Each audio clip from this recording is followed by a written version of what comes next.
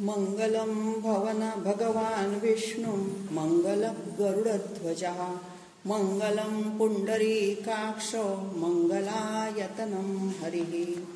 ओम श्री परमात्मने नमः. विष्णू सहस्रनामाच्या गर्भित अर्थाच्या 14 श्लोकांपर्यंत आपण काल अर्थ पाहिला. आता 15व्या श्लोकाकडे आज वळणार आहोत. काल आपण शेवटचं विशेषण पाहिलं कवीही.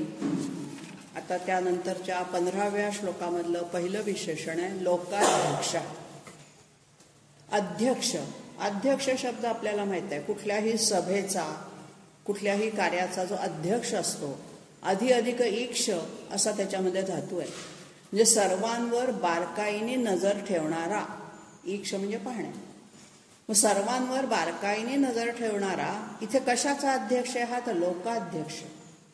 सगळे जे त्रिलोक आहेत आणखीनही काही द्विलोक आहेत त्या सगळ्यांवरती ज्याचं लक्ष आहे बारकाईने जो बघतो अध्यक्ष हा प्रमुख असतो.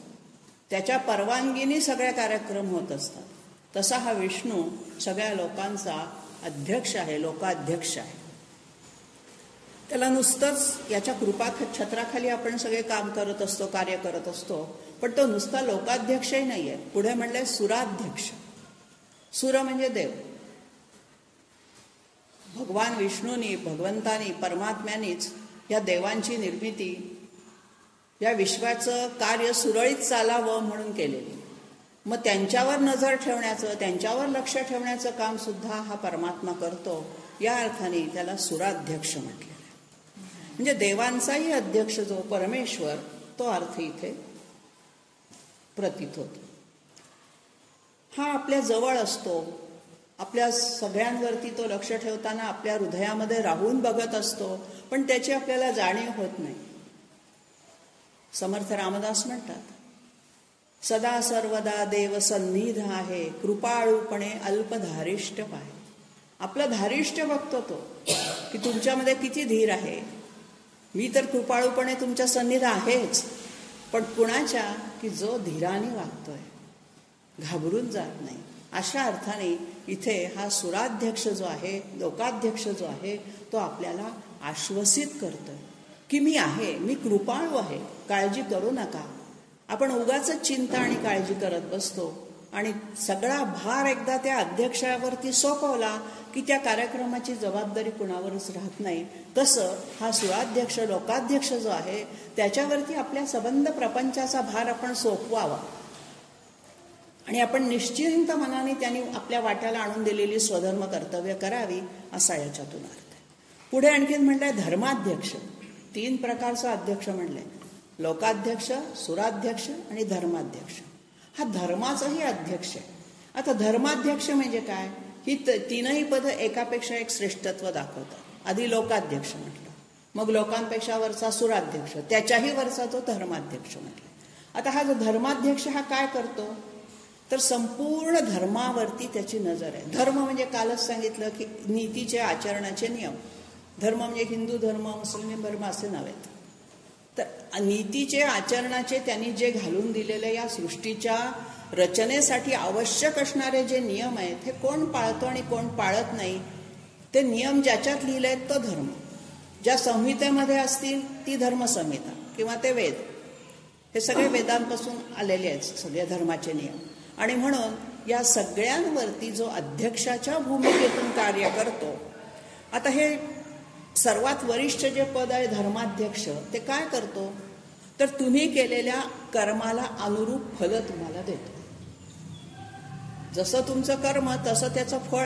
क्रिया झाली की प्रतिक्रिया ही अपेक्षितच असते आणि म्हणून कर्म केलं की त्याचं फळ मिळणारच. कर्म कधीही फळ दिल्याशिवाय समाप्त होत नाही. मग ते चांगलं असेल तर पुण्य मिळेल, वाईट असेल तर पाप मिळेल. पुण्य भोगण्यासाठी सुद्धा पुनर्जन्म घ्यावा लागतो. जन्ममरणाच्या फेऱ्यातून जर सुटायचं असेल तर नुसती सत्कर्म करून चालत नाही. सत्कर्म केली तर पुण्य मिळेल, स्वर्गात जावं लागेल. पुण्य सगळा भाग तुमचा भोगून झाला की पुन्हा पृथ्वी तलावर जन्म घ्यावा लागेल. आणि म्हणून मग यातनं सुटका कशी करायची तर यातनं सुटका करण्यासाठी आपण जी कर्म करतो ती ब्रह्मार्पण करायचे, निष्काम भावनेने करायचे. मला याच्यातून काही फळ मिळावं ही इच्छा, वासना सोडून द्यायची. आणि म्हणून गीतेने जो निष्काम कर्मयोग सांगितलेला आहे तो एवढ्यासाठी, केवळ सत्कर्म करून चालणार नाही. धर्माप्रमाणे वागताना आपण सत्कर्म करतो, जरूर करतो, पण त्याचीही पुण्यफळं आपल्याला भोगावी लागतात, जन्म घ्यावा लागतो. आणि अशा अर्थाने कृत हा असा पुढचा शब्द घेतलेला आहे. कृत म्हणजे केलेलं, अकृत म्हणजे न केलेलं. या जन्मी न केलेलं, केव्हा तरी मागच्या जन्मी केलेलं. अशा अर्थाने कृत म्हणजे कार्य विश्वरूपाने आणि अकृत म्हणजे ब्रह्मरूपाने कारण, असाही त्याचा एक व्यापक अर्थ काढला जातो. पण आपल्या दृष्टीने जर अर्थ काढला तर कृताकृताचा म्हणजे केलेल्या कर्माचं फल भोगण्यासाठी, अनुरूप फल देण्यासाठी हा लोकाध्यक्ष, सुराध्यक्ष, धर्माध्यक्ष प्रत्येक ठिकाणी लक्ष देऊन आहे. बारकाईने त्याचं लक्ष आहे. सदा सर्वदा देवसन्निध आहे, सारखा आपल्या जवळ आहेच तो, आपल्याला दिसत नाही, जाणवला पाहिजे तो. त्याचं सान्निध्य कोणाला जाणवतं? ज्याची त्याच्यावरती अगाध निष्ठा आहे, अपार श्रद्धा आहे. नुसती श्रद्धा निष्ठा, हो मी मानतो देव, असं नाही चालत. वाईट केलं तरी ते देवाच्या इच्छेने झालं हे ज्या वेळेला स्वीकारण्याची मानसिकता येते त्यावेळेला खरी ती श्रद्धा निष्ठा आढळ असते. नाही तर चांगलं केलं म्हणजे देवाची कृपा, आणि वाईट केलं की देवा असं काय केलंस. म्हणून आढळ निष्ठा, नुसतं आढळ म्हणणं हे साधं सोपं नाहीये, अवघड आहे, अतिशय अवघड आहे. भगवंतावरती सर्वस्व सोपवून देणं आणि तो देईल त्या परिस्थितीत समाधानी राहणं हे यामध्ये अपेक्षित आहे. कृताकृता. आणि म्हणून असा हा लोकाध्यक्ष, सुराध्यक्ष, धर्माध्यक्ष आहे. आणि आपण केलेल्या कर्माचा, न केलेल्या काही गोष्टींचा सुद्धा आपल्याला त्या ठिकाणी फळं भोगायला भाग पाडतो. या जन्मात न केलेलं, असं तिचा अर्थ संदर्भाने घ्यायचा. पुढच्या ओळीमध्ये म्हणलंय चतुरात्मा. हा चतुर आहे, कुशल आहे सगळ्यामध्ये. जो प्रकट होण्याच्या वेळी चार चतुर शब्द खूप वेळा इथे पुढे आलेला आहे. चतुर्व्यूह, चतुर्द्रष्ट, चतुर्भुज. चतुर म्हणजे चार. आपल्याकडे हा चार शब्द तत्वज्ञानामध्ये खूप वेळा वापरला जातो. तर आता हा चतुरात्मा आहे म्हणजे काय? तर प्रकट होण्याच्या वेळेला तो चार प्रकारांनी प्रकट होतो. तो मुळात अव्यक्त आहे. आणि मग ज्या वेळेला तो प्रकट होतो त्यावेळेला सगुणामध्ये येतो किंवा सगुण निर्मिती करतो विश्वाची, त्यावेळेला तो चार प्रकारांनी त्याला प्रकट होता येतो. एक तर आहे जरायुज, अंडज, स्वेदज आणि उद्भिज. उद्भिज म्हणजे पाण्यातले जलचर, अंडज म्हणजे अंड्यातून बाहेर येणारे, स्वेदज घामातून तयार होणारे किडे काही असतात, आणि जरायुज म्हणजे नाळवार ज्यांना असते, जे गर्भातून योनिज ज्याला म्हणूया असे. असेही चार प्रकार येतील. स्थावर, जंगम, स्थूल आणि सूक्ष्म, असेही काही विद्वानांनी अर्थ काढलेले आहेत. मी कालच म्हणलं की यातून जसा अर्थ काढू तसा निघतो. हा चतुर आत्मा आहे म्हणजे काय? चार प्रकारचा आत्मा आहे म्हणजे काय? तर चार प्रकारांनी तो नटलेला आहे, चार प्रकारांनी तो व्यक्त होतो, चार प्रकारांनी तो आपल्याला जाणवतो. आता कसा जाणवतो? पुन्हा चार दिशांनी पण जाणवतो. शंकराचार्यांनी असा अर्थ काढलेला आहे, खाली, वर, मध्ये, कडेला अशा चारही दिशांना तो जाणवतो. किंवा ब्रह्मा, विष्णू, प्रजापती आणि काल म्हणजे महेश, या सगळ्या रूपातून तो नटलेला आहे. थोडक्यात काय? तो हा चतुरात्मा जो आहे, हा चतुरात्मा चार प्रकारांनी नटलेला आहे. आपल्या सभोवतालच्या सगळ्या सृष्टीमध्ये त्याचं जे व्यक्त रूप दिसतंय, अगदी झाडापासून किडा मुंगीपर्यंत, माणसांपर्यंत, त्या सगळ्यांमध्ये तो चार रूपांमध्ये नटलेला आहे. पुढचा शब्द घेतलाय चतुर्व्यूह. आता इथे व्यूह म्हणजे युद्धातले व्यूह नव्हे. हा जो व्यूह अर्थ आहे हा कृष्ण परमात्म्याची जी रचना किंवा स्वरूप विशेष आहेत ते चार प्रकारचे आहेत. आता हे कोणचे आहेत? तर वासुदेव, संकर्षण, प्रद्युम्न आणि अनिरुद्ध ही त्याची नावं पुढे येणार. त्यावेळेला त्याचा सविस्तर अर्थ आपण पाहणारच आहोत. तर वासुदेव, संकर्षण, प्रद्युम्न आणि अनिरुद्ध हे चार भाव आहेत, भावनांचे ते प्रकार आहेत. आणि या चार पद्धतीने त्याची रचना झालेली आहे. चार प्रकारचे त्यांनी व्यूह आपल्या भोवती रचलेले आहेत आणि याच्यामध्ये या सगुणा रूपामध्ये येऊन तो आपल्याला त्याच्यामध्ये धरून ठेवतो. किंवा प्रकृती, अहंकार, बुद्धी आणि मन याही चार रूपामधून हे व्यूह आपल्या भोवती कल्पिलेले आहेत. या सगळ्या कल्पना आहेत. प्रत्यक्ष तो दाखवा असा पुरावा त्याला दाखवता येत नाही. तेव्हा हे चतुर प्रकारचे जे व्यूह आहेत कार्यानुरूप एकाच आद्या शक्तीचे, जी आद्य शक्ती आहे परमात्म्याची, त्या आद्या शक्तीचे म्हणजे मूळ शक्तीचे हे 4 व्यूह रचलेले आहेत, 4 प्रकार केलेले आहेत. आणि म्हणून ही जी व्यूहरचना आहे ही अतिशय गूढ आहे. आपल्यासारख्या सामान्यांच्या कळण्याच्या पलीकडची ती आहे. फक्त त्या ठिकाणी त्याचं वर्णन एवढंच केलेलं आहे की हे 4 प्रकारचे स्वरूप विशेष आहे. स्वरूप म्हणजे परमात्म्याचं रूप. पुढचं विशेषण घेतलेलं आहे चतुर्द्रंष्ट. द्रंष्ट शब्द संस्कृतमधला अर्थ आहे दाढा. ज्याच्या 4 दाढा आहेत, अकराळ विक्राळ दाढा आहेत ह्या, आणि त्याच्यामध्ये तो सगळ्यांचा संहार करतो. त्यावेळेचं आपण विश्वरूप दर्शनाच्या गीतेच्या ह्याच्यात पाहिलेलं आहे की त्याच्या दाढांमध्ये कसे सगळे सैनिक जाताना त्यांनी अर्जुनाला दाखवलेले आहेत. तेव्हा संपूर्ण विश्व त्याच्या मुखामध्ये दाखवलेलं आहे. आणि अशा पद्धतीने हा जो द्रंष्ट्र आहे त्याच्यामध्ये जे 4 सुळे आहेत त्याला उत्तर असं विद्वानांनी शोधलं की 4 प्रकारचे प्रलय तो करतो. कारण ह्या प्रलयाच्या वेळी वापरल्या जातात दाढा. नित्य, नैमित्तिक, प्राकृतिक आणि आत्यंतिक असे हे 4 प्रकारचे प्रलय असतात. प्रलयकाळी प्रलयाचे सुद्धा प्रकार आहेत, कसे होणार ते. काही प्रलय नित्य असतात, काही नैमित्तिक म्हणजे काहीतरी निमित्त घडतं म्हणून होतात. तर असा हा आत्यंतिक प्रलयाच्या वेळेला, प्राकृतिक प्रलयाच्या वेळेला ज्या दाढांचा वापर करतो, ज्या तीक्ष्ण सुळांनी तो संपूर्ण जीव प्राणी मात्रांचा संहार करतो, अशा अर्थाने त्याला इथे चतुर्द्रंष्ट्र म्हणजे द्रंष्ट्र हे संहाराचं प्रतीक आहे. आणखी नरसिंह रूपात सुद्धा याचं दर्शन आपल्याला घडतं.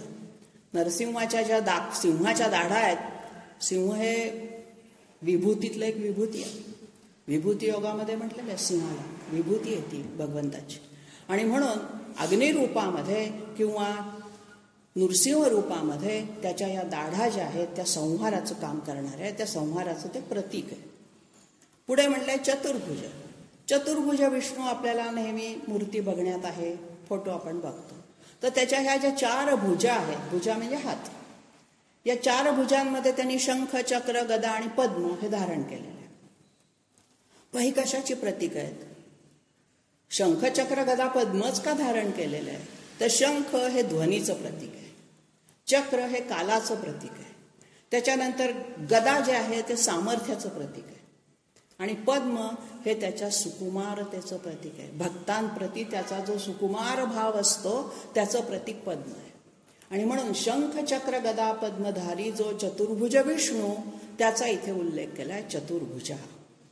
आणि म्हणून अशा या 4 हात असणाऱ्या, 4 दाढा विक्राळ असणाऱ्या, 4 प्रकारचे व्यूहरचना करणारा, 4 प्रकारचा आत्मा जिथे नटलेला आहे, प्रकट झालेला आहे, अशा या विष्णूची स्तुती या 15व्या श्लोकामध्ये केलेली. पुढे 16व्या श्लोकामध्ये विशेष घेतलेला आहे भ्राजिष्णू. आता हा जो भ्राजिष्णू शब्द आलेला आहे, भ्राज धातूचा अर्थ किंवा भ्राज शब्द आहे तिथे प्रकाश या अर्थाने आलेला आहे, आणि इष्णू असं संधी आहे. इष्णू म्हणजे इच्छा करणारा, ईश धातूपासून तो नाम बनवतो. तेव्हा कशाची इच्छा करतोय तो? प्रकाशाची. भ्राजिष्णू आहे तो. म्हणजेच काय? प्रकाशाची इच्छा करणारा म्हणजेच काय? तर प्रकाश रूप असणारा, तेजस्वी असणारा. मग हा जो तेजस्वी स्वयंप्रकाशी तळपणारा जो परमात्मा आहे, हा आपल्या संपूर्ण विश्वाला प्रकाश देण्याचं काम करतोय. मग ते सूर्याच्या रूपाने असेल किंवा अनंत कोटी ब्रह्मांडामध्ये असणारे अनेक सूर्य आहेत. आपल्याला दिसतो हा एकच सूर्य आहे, पण अनंत कोटी ब्रह्मांड आहेत, हे आपलं एकच ब्रह्मांड आहे. तर अशा या आपल्या सूर्याला सुद्धा प्रकाश देणारा दुसरा कुठला तरी एक शक्ती आहे, तेज आहे.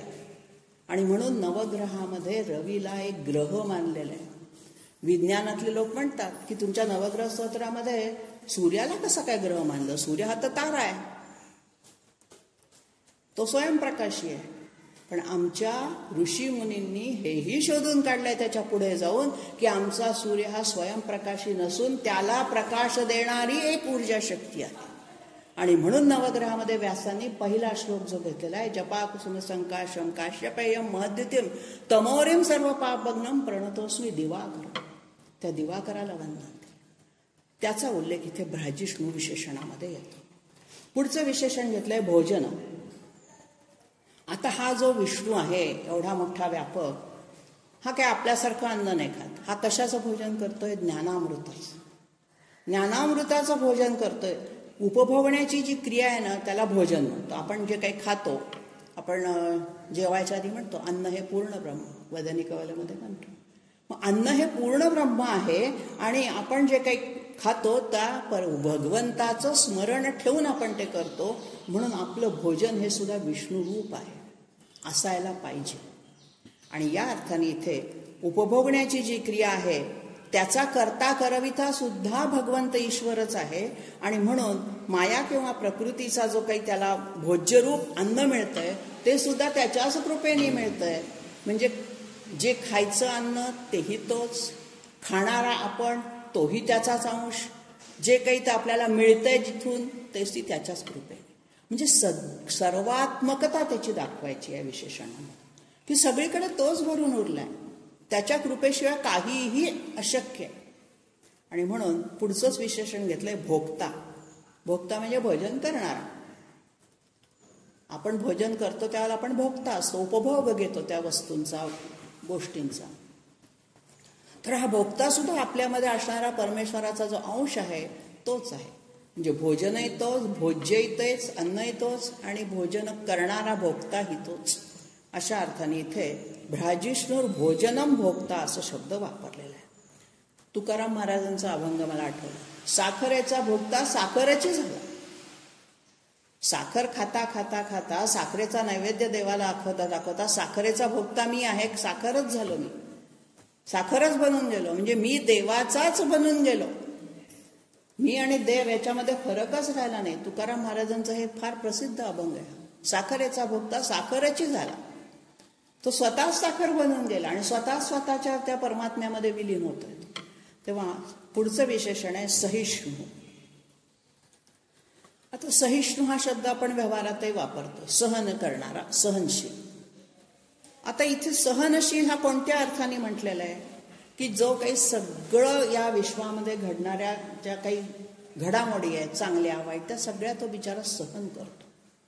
दुष्टांचं वागणंही तो सहन करतो. श्रीकृष्ण म्हणला होता कंसाला मी लगेच नाही मारणार, त्याची 101 पाप होऊ दे, तोपर्यंत मी सहन करतो त्याचं. आणि तो जर तोपर्यंत त्याला कळलं नाही, त्याला बुद्धी चांगली झाली नाही, तर मग त्याचा मी संहार करेन. अशा अर्थाने याला सहिष्णू म्हटलेलं आहे. म्हणजे अन्याय सहन करणारा अशा अर्थाने सहिष्णू नाही आहे इथे. सहिष्णू जे त्यांना सांगायचंय ते दुष्टांना सुधारण्याची, चांगलं बनण्याची त्यांना संधी देऊन तरीही त्यांनी नाही ऐकलं तर त्यांचा संहार कर, तोपर्यंत तो सहिष्णू वृत्तीने सगळ्यांशी वागत असतो. तेव्हा कशाची आपल्याला काय होतं, एखादी गोष्ट जर सहन नाही झाली ना तर आपण चंचल बनतो, अस्थिर बनतो, अस्वस्थ होतो. आपल्या मनासारखी जर गोष्ट झाली नाही तर आपण इतके अस्वस्थ होतो, चंचल होतो. हा तसा होत नाही, हा स्थिर आहे. करू दे, त्याला काय करायचं बघू दे, थोडा वेळ वाट बघतो त्याची, तो सुधारतोय की नाही, चांगला वागतोय की नाही वाट बघतो. म्हणून ज्याच्यामध्ये चंचलत्व नाही तो सहिष्णू. आपणही म्हणतो मी खूप सहन केलं, खूप सहन नाही करत, आपण वैतागतो सहन करता करता.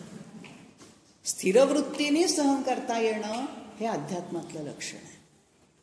पुढचं विशेषण घेतलंय जगदादिज. आदिज म्हणजे सगळ्या जगाच्या आधी जन्माला आलेला किंवा ज्याने प्रकट झाला. इथे जन्म त्याचा होतच नाही, आदिज म्हणून या अर्थाने घेतलेला आहे. हा जो आदिज आहे हा कसा आहे? जगताचा ज्या वेळेला त्यांनी संकल्प केला विश्वनिर्मितीचा त्यावेळेला तो हिरण्यगर्भ रूपाने प्रकट झाला आणि मग त्या हिरण्यगर्भातून त्यांनी विश्वाची सगळी निर्मिती केली. अशा अर्थाने तो जगताच्या आदिज म्हणजे आधी स्वतः आधी प्रकट झालेला, स्वयंभू किंवा स्वयंप्रकाशी, स्वयंप्रकट होणारा, अशा अर्थाने जगदादिज. पुढचं विशेषण आहे अनघा. अघ म्हणजे पाप, अनअघ जिथे पाप नाही असा, पाप विरहित, निष्पाप. आता भगवंत हा निष्पापच असणार ना, त्याच्याजवळ कुठलं पाप आलंय? आणि म्हणून जे सत्याला अनुसरून असतं ते पुण्य, आणि जे सत्याला अनुसरत नाही, सत्याला बाधा आणतं ते पाप. अशी पाप आणि पुण्याची सोपी व्याख्या. सत्याच्या मार्गाने जाणारा आहे तो पुण्य करता आहे, आणि जो असत्याच्या मार्गाने जातो तो पापी. मग या ठिकाणी परमेश्वराचं जे अनघत्व आहे किंवा जे निष्पापत्व आहे ते कसं आहे? तो पाप भीरू नाहीये. त्याच्या मनाला पापाचा स्पर्शच होत नाही. भीती वाटून पाप न करणं आणि पाप करावं अशी इच्छाच मनात न होणं, इतका सूक्ष्म भेद याच्यात अनघमध्ये. भगवंताला निष्पाप म्हणताना त्याच्यामध्ये पापवृत्तीचा स्पर्शही ज्याच्या मनाला होत नाही. आपल्या मनाला होतो, प्रामाणिकपणे कबूल केलं तर काही वेळेला राग चीड येते. आपण तसं वागत नाही, आपली विवेकबुद्धी शाबूत ठेवतो म्हणून. पण हा कसा आहे? याच्या मनामध्ये काही राग चीड असं हे येतच नाही. सहिष्णू आहे, शांत आहे, स्थिर आहे, अनघ आहे. अशा अर्थाने त्याला अनघ म्हटलेलं आहे. पुढचा शब्द आहे विजया.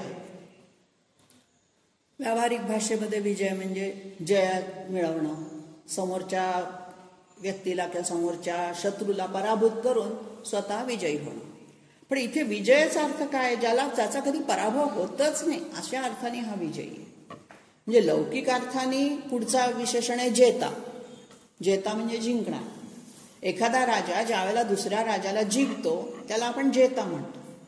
आणि विजयी कोणाला म्हणायचं तर पारमार्थिक अर्थाने हा विजयी शब्द वापरलेला आहे. पारमार्थिक अर्थामध्ये काय येतं? ज्ञान, वैराग्य आणि ऐश्वर या गुणांनी विश्वाला जिंकायचंय, युद्ध करून नव्हे. ज्ञानाने सगळं जग जिंकायचंय, ऐश्वर्याने जिंकायचंय, वैराग्याने या गुणांचा सद्गुणांचा साठा करून जगत जेता व्हायचंय, युद्ध करून लोकांना मारून नाही. अशा अर्थाने विजय आणि जयमध्ये फरक केलेला आहे. जेतामध्ये साधा जय आहे, सत्याने असत्यावर मिळवलेला जय. पांडवांचा जय एवढ्यासाठी झाला की ते सत्याच्या बाजूचे होते, कौरव असत्य होते म्हणून त्यांचा पराभव झाला. तर अशा अर्थाने जो जय मिळवतो, लौकिक अर्थाने जेता आणि पारमार्थिक अर्थाने विजय. आता आपल्याकडे एक वाक्य आहे, सत्यमेव जयते. नेहमी सत्याचा विजय होतो. किंवा यतो धर्म ततो जय, जिकडे धर्म तिकडे जय होतो. तेव्हा अशा अर्थाने हा जो जय आहे हा विजय, विशेष मिळवलेला जय म्हणजे सद्गुणांनी मिळवलेला जय. त्याच्या अंगी सद्गुण आहेत, त्याच्यामुळे सगळे लोक त्यांच्या पुढे हात जोडून नम्रतेने उभे आहेत, घाबरून नव्हे. एखाद्या राजाला घाबरून शरणागती पत्करणं किंवा त्याचं मांडलिकत्व पत्करणं हे वेगळं, हा लौकिक जय झाला. पण पारमार्थिक अर्थाने ज्ञान, ऐश्वर या सगळ्या गुणांनी ज्या वेळेला आपल्याला वैराग्य प्राप्त झाल्यानंतर लोक आपल्याला शरण येतात, तो असतो तो विजय. पुढचा शब्द घेतलाय विश्वयोनी. हा येऊन गेलेला आहे. विश्वाची जो योनी आहे, महत ब्रह्म जे आहे, विश्वयोनीर महत ब्रह्म म्हटलेलं होतं, तसा हा विश्वाची योनी आहे. विश्वम योनीही अस्य सा. हा समास ना दोन प्रकारे सोडवता येतो. मागच्या इथे आला होता तिथे आपण विश्वस्य योनी असं म्हणलं, विश्वाची योनी. हा परमात्मा हा विश्वाची योनी आहे. इथे तो बहुरी सोडवायचा आहे, विश्वम योनीही यस्य. विश्व हीच ज्याची योनी आहे. विश्वाची योनी वेगळं आणि विश्व हीच ज्याची योनी आहे, त्या याच्यातून मग सगळं विश्वाची निर्मिती विस्तार झालेला आहे. अशा अर्थाने संस्कृतमध्ये जसा समासाचा विग्रह फोड कराल तसा अर्थ बदलत जातो. आणि म्हणून इथे विश्वयोनी हे विश्व हे कार्य आहे, त्याचं उत्पत्तीस्थान हे मुख्य योनीचं, तो स्वतःचं आहे आणि म्हणून विश्वयोनी. शेवटचं या श्लोकातलं विशेषण आहे पुनर्वसू. पुनर्वसू हे एक नक्षत्र आहे एवढं आपल्याला माहित आहे. पण पुनर्वसूचा अर्थ काय आहे तर पुनर्वसू हे पुन्हा पुन्हा वसन करणं, राहणं. शंकराचार्यांचं एक पद आहे पहा, पुनरपि जननम पुनरपि मरणम पुनरपि जननी जठरे शयनम. परत परत आईच्या गर्भामध्ये जायचं, परत परत जन्माला यायचं, पुनरपि जननम पुनरपि मरण. हा जन्म मरणाचा जो फेरा आहे हा पुन्हा वसधातून राहणं, त्याच्यामध्येच अडकायचं, राहायचंय. अशा अर्थाने हा पुनर्वसू शब्द इथे घेतला. म्हणजे काय करतो तो जीवरूपाने आपल्यामध्ये पुन्हा जन्माला येताना वास करतो. परमात्मा जीवात्म्यामध्ये आपल्यामध्ये पुन्हा जन्म ज्या वेळेला आपण घेतो त्यावेळेला प्रत्येक वेळेला तो अंशरूपाने आपल्यामध्ये असतोच असतो. या अर्थाने त्याला पुनर्वसू, पुन्हा आपल्यामध्ये निवास करणारा अशा अर्थाने जन्मोजन्मी आपल्यामध्ये क्षेत्रज्ञ रूपाने तो राहतो. क्षेत्रज्ञ योग जो आहे गीतेतला, त्याच्यातला जो क्षेत्रज्ञ आहे तो हा पुनर्वसू आहे, शरीरामध्ये असणारा परमात्म्याचा अंश. पुढे 17व्या श्लोकाकडे जाऊया. या श्लोकामधलं पहिलं विशेषण घेतलंय उपेंद्र. हा जो उपेंद्र आहे हा उप आणि इंद्र असाही सोडवता येतो, किंवा उप म्हणजे जवळ, इंद्राच्या अगदी जवळ. आता असं म्हणतात की इंद्राच्या पाठीमागून धाकटा भाऊ म्हणून एक अदितीच्या पोटीत जन्माला आला. अदिती पुत्र आहे इंद्रा, तर त्याच्या मागून आणखीन एक तिला पुत्र प्राप्त झाला, त्याचं नाव होतं उपेंद्र. हा साधा अर्थ त्या उपेंद्राचा आहे. आणखीन इंद्रापेक्षाही ज्याचं श्रेष्ठ स्थान आहे अशा अर्थाने श्रेष्ठतम गुणांत. इंद्र शब्दाचा संस्कृतमध्ये अर्थ निघतो श्रेष्ठ. शब्दशः जर इंद्र म्हटलं तर श्रेष्ठ.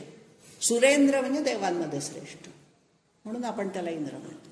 तर इथे श्रेष्ठतम गुणांचा साठा असंही म्हणता येतं, किंवा परब्रह्माने सगळ्या देवांची परीक्षा घेण्याकरता एकदा देवांना काय वाटायला लागलं, ब्रह्मा महेश विष्णू ह्या सगळ्यांनाच, की आपणच ह्या सगळ्या जगाचा कारभार चालवतोय. मग परब्रह्माने ठरवलं की ह्या देवांना, जे सगळ्या देवांना मग त्या जो गर्व झालाय ते आपण बघूया. त्यांनी काय केलं, एक मोठं विशाल रूप घेतलं आणि एक गवताची काडी याची समोर टाकली आणि सगळ्यांना सांगितलं ही गवताची काडी हलवून किंवा हे करून दाखवा. अग्नीने प्रयत्न केला, त्याला जाळता आली नाही. वायुदेवाने प्रयत्न केला, त्याला ती उडवता आली नाही. कुणालाही ती हलवता आली नाही, उडवता आली नाही, जाळता आली नाही. मग जो श्रेष्ठ देव होता त्याच्या लक्षात आलं, इंद्र, की जो इतका मोठा शक्तिशाली असा हा कुणीतरी आहे की ज्याने ही काडी ठेवली आहे, ही आपल्या कोणालाही काहीही तिचं हलवता येत नाही, वाकडं करता येत नाही.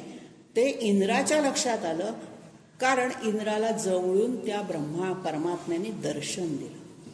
अशा अर्थाने इथे उपेंद्र शब्द. उप म्हणजे जवळ, इंद्राच्या अगदी जवळ जाऊन त्या परब्रह्माने त्याला दर्शन दिलेलं आहे, आणि म्हणून उपेंद्र. पुढचा शब्द आहे वामन. वामन अवतारातला वामन म्हणजे बुटका, बटू. ज्या वेळेला बलीचा यज्ञ सुरू होता त्यावेळेला विष्णूने तिथे जाऊन वामन अवतार घेतला, बटूच्या रूपाने गेला आणि त्या बटू रूपामधून त्यांनी त्याला दान मागितलं. बली म्हणला काय हवं ते माग.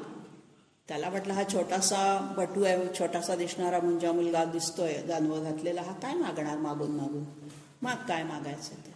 तर म्हटला मला 3 पावलं माझी बोचतील एवढे भूमी हवी आहे. दिली म्हटला. आता ह्या बटूची 3 पावलं ती केवढी असणार, पण त्याच्या हे लक्षात आलं नाही. खरं म्हणजे त्यावेळेला बलीच्या शेजारी शुक्राचार्य बसलेले होते. शुक्राचार्य त्याला सांगतायत बलीला. शुक्राचार्यांनी ओळखलं होतं हा वामन बटू नाही आहे, हा विष्णू. त्यांनी शुक्राचार्यांनी बलीला सावध करण्याचा इतका प्रयत्न केला की अरे नको, असं काहीही त्याला द्यायचं, भानगडीत पडू नको, नको म्हण, नाही म्हण. तो म्हणला नाही, मी त्यांना काहीही माग असा शब्द दिला. काय होते पूर्वीचे राजे, मी एकदा त्यांना शब्द दिलाय, त्यांनी जे मागेल ते मला द्यायला पाहिजे. आता इतका तो चांगला होता बली, म्हणून वामन अवतारात त्यांनी बलीचा वध केलेला नाहीये, मारलं नाहीये. बलीला 3 पावलं मागितल्यानंतर 1 पावलात त्याचं सगळं पृथ्वीचं राज्य, दुसऱ्या पावलामध्ये स्वर्ग घेतला. आता 3रा पाय कुठे ठेवू विचारल्यानंतर माझ्या मस्तकावर ठेव म्हटले आणि त्याला मस्तकावर पाय ठेवून पाताळात नेला आणि पाताळाचं राज्य त्याला दिलं. इतर अवतारांमध्ये हिरण्यकश्यपूला मारलेलं आहे, प्रल्हादाच्या ह्याच्यात नरसिंह अवतारात. वामन अवतारामध्ये बलीला मारलेलं नाही, कारण बली हा अतिशय दानशूर आणि अतिशय प्रामाणिक होता. फक्त त्याला गर्व झाला होता. अहंकार ज्याला म्हणतो तो विनाशाला नेतो, त्याचं कारण होतं. आणि म्हणून त्याला कुठेतरी कुणीतरी अडवायला पाहिजे होतं, म्हणून त्याने तो वामन अवतार घेतला. आणि मग शुक्राचार्य त्याला म्हणतात अरे मी तुला केव्हाचं सांगतोय नको नको. तो म्हणला नाही, जे द्यायचं मी माझ्या याला काळीमा लागणार नाही, मी दिलेलं वचन मी मोडणार नाही. असे राजे आपल्या भारतामध्ये होऊन गेलेले आहेत. अशा अर्थाने इथे वामन शब्द घेतलाय. त्याच्या त्या छोट्याशा ठेंगण्या रूपामुळे विष्णूला वामन म्हटलंय.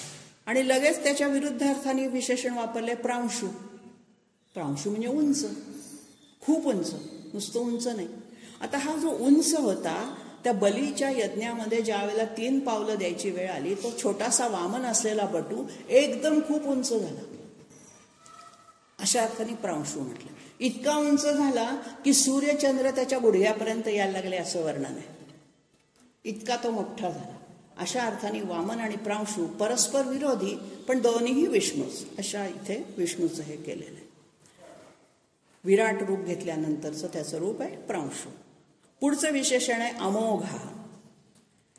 हे थोडं मागे आलेलं आहे. मोघ म्हणजे वाया जाणं, व्यर्थ जाणं. ज्याची उपासना कधी व्यर्थ जात नाही, वाया जात नाही, अशा अर्थाने या ठिकाणी अमोघ शब्द वापरलेला आहे.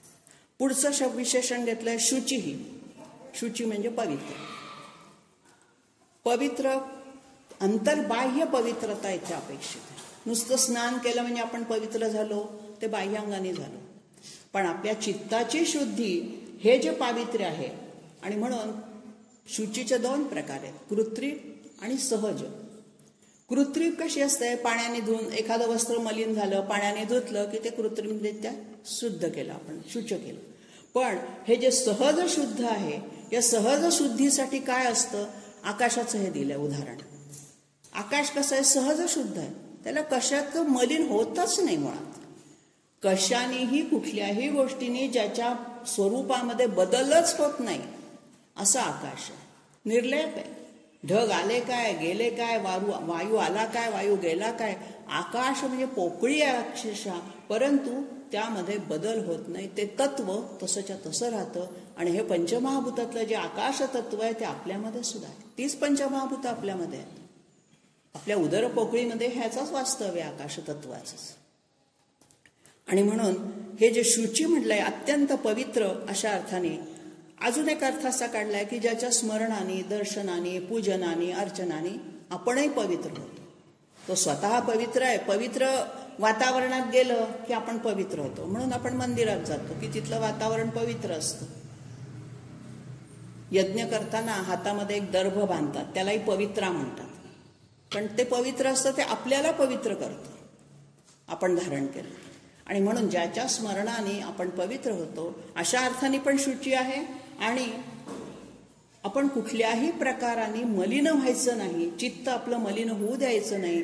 दोष आपल्यातले काढून टाकले की आपण चित्त शुद्ध होतं. फक्त आपल्यातले दोष आपल्याला कळावे लागतात. आपण ते मान्यच करत नाही. दुसऱ्याने जर कोणी आपल्याला काही एखादा दोष सांगितला की तुझं हे चुकतंय, तू हे असं नकोय, आपण त्याचं समर्थन करायला जातो. मान्यच करत नाही की हा माझा दोष आहे किंवा हा माझं हे चुकतंय. ज्याची चूक स्वतःला कळते असा तो शुची खरा. आणि असं बनण्याचा प्रयत्न हे सद्गुण शिकताना आपण करायचं आहे. नुसते हे विष्णूचे सद्गुण आहेत, ते विष्णूजवळच बरे असं नाही. आपणही त्याच्यातून काहीतरी अंश रूपाने, सगळे सद्गुण येणं शक्य नाही, त्याच्यासाठी फार मोठी दिव्य शक्ती पाहिजे. पण निदान एखादा, आता हा शुचीमधून आपण घ्यायचं की नाही, आपल्यातही दोष असू शकतात. कुठेतरी कधीतरी ते मान्य करा. नका कबूल करू, मान्य स्वतःशी तर करा. आपण स्वतःच्या मनाशीही कबूल करत नाही. स्वतःच्या मनालाही आणखीन म्हणतो नाही, माझं नाहीच चुकलं. मग कुठून शुचित्व येणार?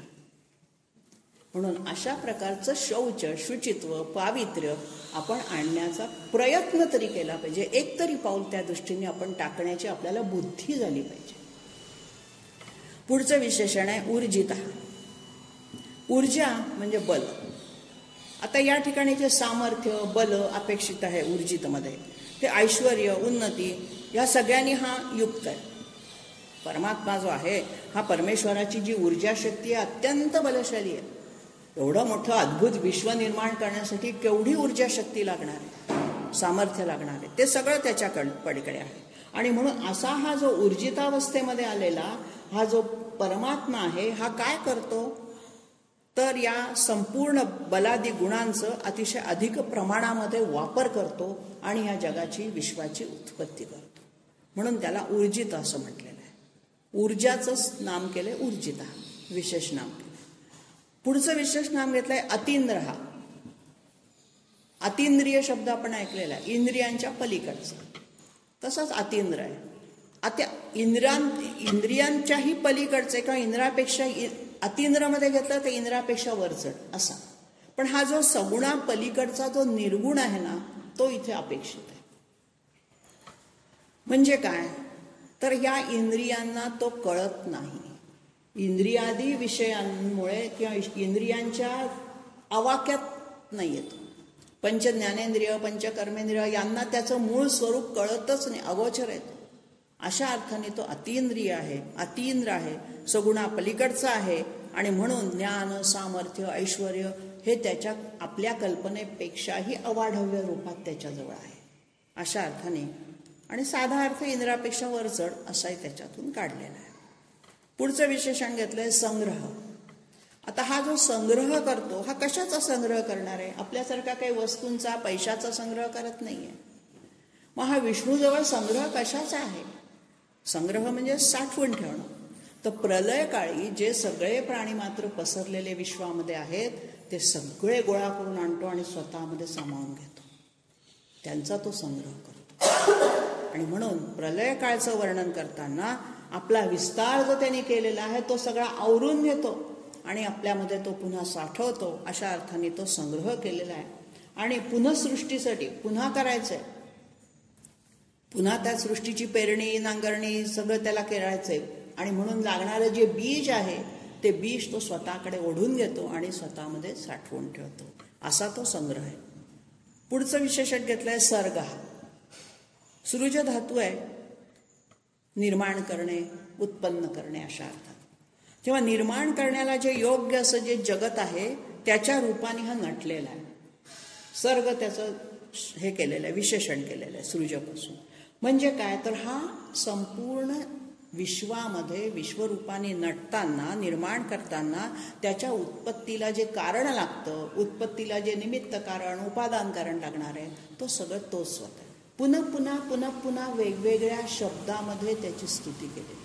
अर्थ तोच निघतो. विश्वयोनीमध्ये जो अर्थ आहे, आदि बीजमध्ये जो अर्थ आहे, भूतादि रव्यामध्ये जो अर्थ निघतो तोच इथे सर्गमध्ये निघतो. तेव्हा पुढचाही धृतात्मा तोच आहे, ज्याने आत्मा धरून ठेवलेला आहे. म्हणजे काय स्वतःला एकरूपतेमध्ये स्वतःच्या कधी त्यांनी पलट बदल होऊ दिलेला नाही. म्हणजे काय आता संयमी आहे. परमात्मा कसा आहे? स्ववश आहे. कोणाचा त्याच्यावरती ताबा नाही. तो स्वतःच्याच तंत्राने स्वतःच्याच ताब्यात तो स्वतःला ठेवतो. अशा अर्थाने पुन्हा त्याला धृतात्मा म्हटलंय. हे जे जन्म मृत्यू जरा व्याधी ह्या जे सगळ्या 6 विकार आहेत या षड्विकारांपासून तो अलिप्त आहे. अशा अर्थाने त्याला धृतात्मा सुद्धा म्हटलेलं आहे. त्यांनी सगळी विशेषणं भगवंताचं व्यापकत्व, सर्व व्यापकत्व, सर्वांना धरून ठेवण्याची त्याची जी शक्ती सामर्थ्य बल आत्मिक बल या सगळ्याचं वर्णन करताना त्याची स्तुती करताना हे असं बल आमच्यामध्ये थोड्या तरी प्रमाणात अंश रूपाने का विना तू आहेस तेव्हा ते आमच्यामध्ये असलं पाहिजे. फक्त ते झाकलं गेलंय ते आपल्याला उघडं करायचं. मग हे कशाने उघड होईल? जसं निखाऱ्यावरती राख साचली की ते निखाऱ्याची धग आपल्याला कमी वाटते. ती राख फुंकून टाकली की आपल्याला पुन्हा निखाऱ्याची धग जाणवायला लागते, तेजस्वी होते.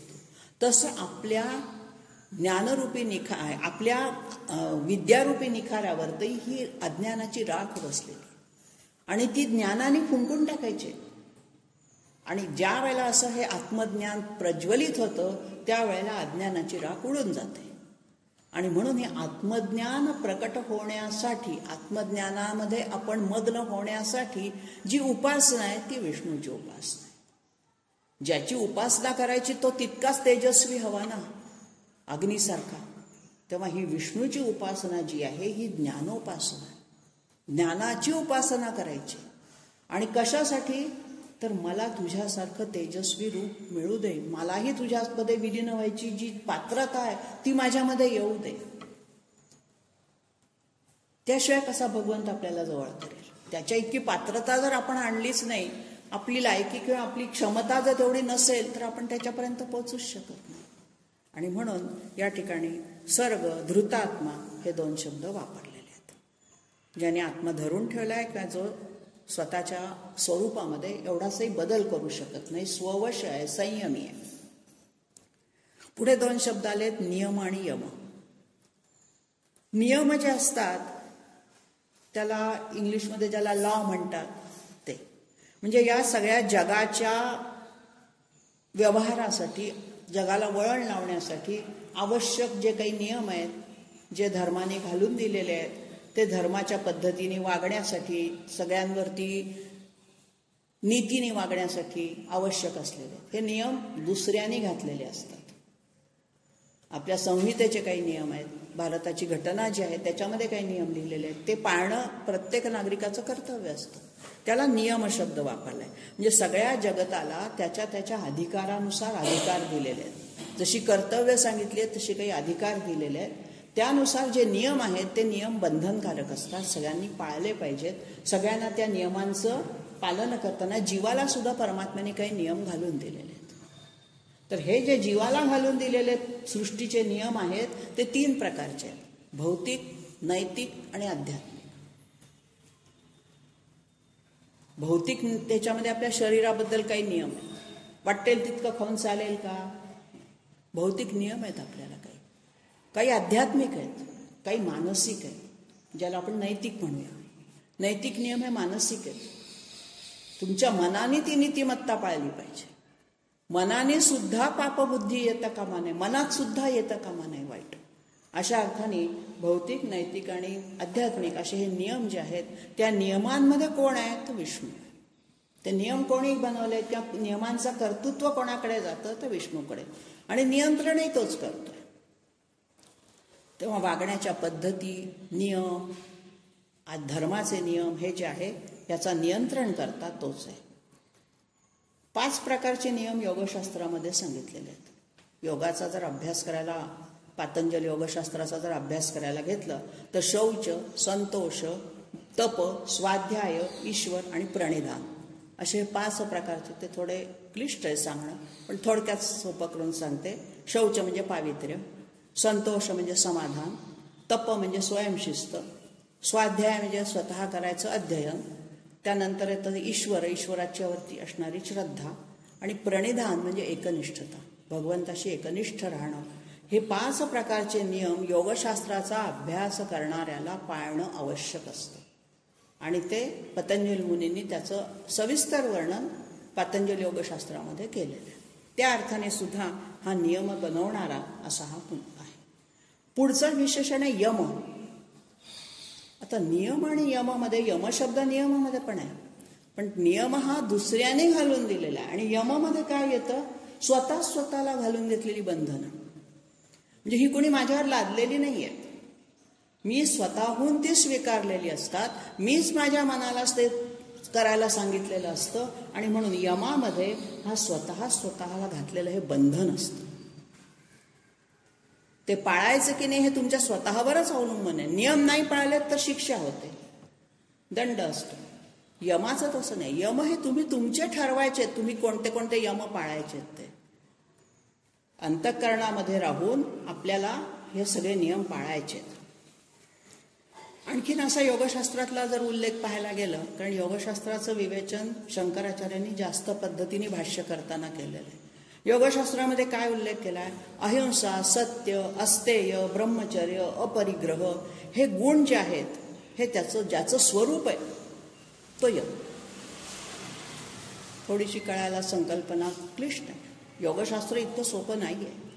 आपण जे नुसती आसनं करतो, व्यायाम करतो त्याला आपण योगा म्हणतो, तो योगा नाही आहे. ते खरं योगशास्त्र म्हणजे भगवंताशी युज जोडून घ्यायचं स्वतःला, त्याच्यासाठी असणारं ते शास्त्र आहे.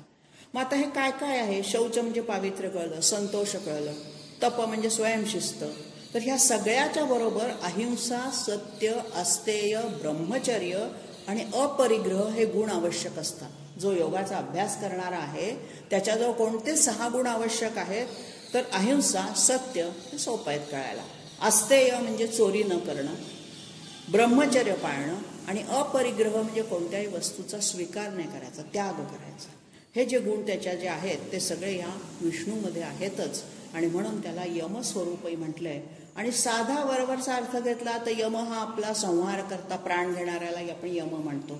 रेड्यावर बसून येतो आणि आपले प्राण घेऊन जातो, त्या अर्थाने हा यमरूपात येतो आपल्याकडे विष्णूच. म्हणजे परमात्मा, त्याला विष्णू म्हणायचं. इथे विष्णू म्हणजे ब्रह्मा विष्णू महेश मधला विष्णू नव्हे. विष्णू सहस्त्रनामामध्ये हा विष्णू जो शब्द येतो हा व्यापक अर्थाने आलेला आहे. विष्णू चतुर्भुज विष्णुदेव नव्हे. परब्रह्म निर्गुण निराकार परमात्मा या रूपाने त्याची स्तुती केलेली आहे. आणि म्हणून भीष्माचार्यांनी जेवढी जेवढी सगळी त्यांची माहिती त्यांना देता आली, उपदेश करता आला, तेवढा या विष्णू सहस्त्रनामाच्या रूपातून नामातून या अर्जुनाला आणि पांडवांना केलेला आहे. तेव्हा या ठिकाणी आपण 17 श्लोक पाहिले. नियमो यमहापर्यंत आपण आलेलो.